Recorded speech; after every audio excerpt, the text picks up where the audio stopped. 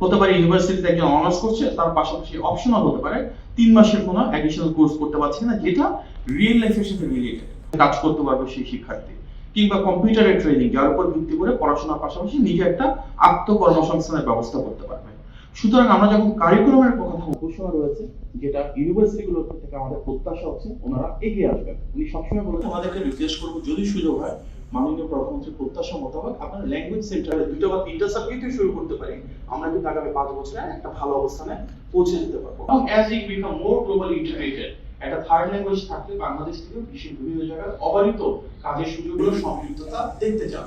একটা culture ministry আর একটা sports ministry, অর্থাৎ শিক্ষা ক্লাস 1 থেকে 5 পর্যন্ত প্রাইমারি স্কুলের সব শিক্ষার্থীদেরকে নিয়ে 22 লক্ষ ছাত্রছাত্রীর অংশগ্রহণ। একই সাথে ক্লাস 6 থেকে 12 এ সচিব মহোদয়ের নেতৃত্বে সেখানে একটা আমাদের স্টার্টআপ এবং innovation idea competition class. This is also one form of making inclusive education system, যেখানে একদম অজপাড়ার একটা স্কুল বা কলেজের শিক্ষার্থী সেখানে কাছে আপনার থাকবে সুযোগ হলে আপনারা কিছু গেতে দিতে পারবেন। ওকে, মাননীয় প্রধানমন্ত্রী যেটা প্রযোজ্য সেগুলো থাকতে পারে। সুতরাং আমরা যখন বলি যে বাংলাদেশের সবচেয়ে বড় অ্যাডভান্টেজ কি, এর সাথে সরকারের ভাগ্য সরাসরি জড়িত।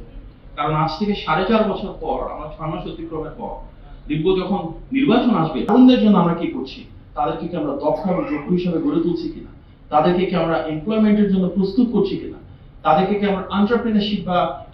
সুতরাং as a political stakeholder আমরা তো অবশ্যই চাইবো যে তরুণদের ভোটে আমরা রাষ্ট্র পরিচালনায় এসেছি তাদের জন্য ভালো কিছু করার জন্য। এবং গ্র্যাজুয়েশন হচ্ছে তার একটা বড় অংশ কেন কর্মসংস্থান হয় না, we have to find out.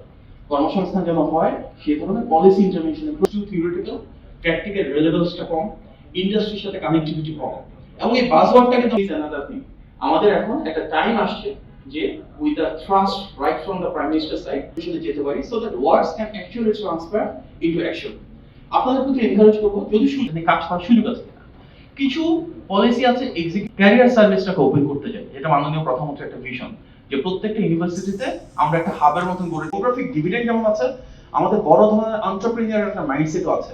Bangladesh থেকে অনেক home grown top technology startup কিন্তু বের হচ্ছে এবং তার নিয়ে করতে আপনারা প্রত্যেকটা ইউনিভার্সিটিতে যদি একটা ইনোভেশন ইকোসিস্টেম তৈরি করতে পারেন, স্টার্টআপ ব্র্যান্ড দেওয়া যেতে পারে, ইউনিভার্সিটির ভেতরে ভালো হাব কি করা যায় কিনা, স্টার্টআপ বের করা যায় কিনা, ইনকিউবেশন সেন্টারের মতন করে আমরা তাদেরকে ফ্যাসিলিটি বা প্রোভাইড করতে প্রয়োজন মোতাবেক ঢেলে সাজাতে হবে। আমরা যদি এই বাজেটের দিকে দেখি তাহলে দেখবো যে সিগনিফিকেন্টলি কিন্তু সেটা ইনক্রিজ করা হচ্ছে এবং মাননীয় অর্থ এবং পরিকল্পনা মন্ত্রীর এই বাজেট অ্যালোকেশন করা হচ্ছে কিন্তু তরুণ তরুণী রয়েছে তাদেরকে কিভাবে আরো বেশি কার্যকর শিক্ষা ব্যবস্থা করতে পারে, যেখানে তাদের এমপ্লয়মেন্ট হবে, নতুন ভাবে সাজাতে চাই। এবং এই জন্য মাননীয় অর্থ এবং পরিকল্পনা আমাদেরকে আমি আপনাদের সবার পক্ষ থেকে বাজেটটিকে অনেকেই বিদেশে পড়াশোনা করেছি, উই নো কিভাবে ব্রেইন ড্রেন হয়ে চলে যায়। হয়তো সবাই আমাদের চেয়ারম্যানের কথা আছে, আমরা কি কোনোভাবে এই অ্যালামনাই আমি ফান্ড অ্যালোকেশন তো আলাপ করতে পারবো।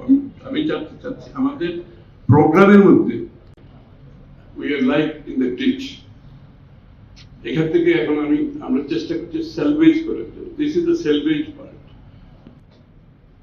এরকম একটা ক্রাইসিস টাইমে হয়ে গেলে আমরা ফায়ার ফাইটিং করতেছি, day in day out fire fighting. সবচেয়ে বড় কথা হচ্ছে শিক্ষা খাতের সবচেয়ে বড় বাজেট বাংলাদেশের ইতিহাসে শিক্ষা খাতে এত বড় বাজেট কোনো সময় হয় না। এটা হচ্ছে 1 নম্বর। 2 নম্বর হচ্ছে শিক্ষার যে জায়গায় গিয়ে পৌঁছেছে সেখান থেকে এখন আমরা সেলভেজ করার চিন্তা করছি।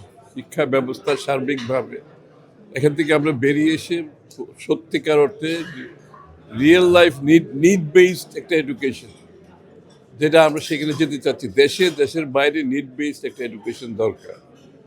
এবং আমাদের যে রেটিংস আছে, গ্লোবাল রেটিংসে আমাদের যেখানে যাওয়ার কথা সেখানে আমাদের পৌঁছতে হবে। আমাদের ছেলে মেয়েরা লেখাপড়া শেষ করে তাদের ক্রেডিট ট্রান্সফারের কথাটা আসছে, এখানে ক্রেডিট ট্রান্সফার গ্লোবালি যাতে করতে পারে।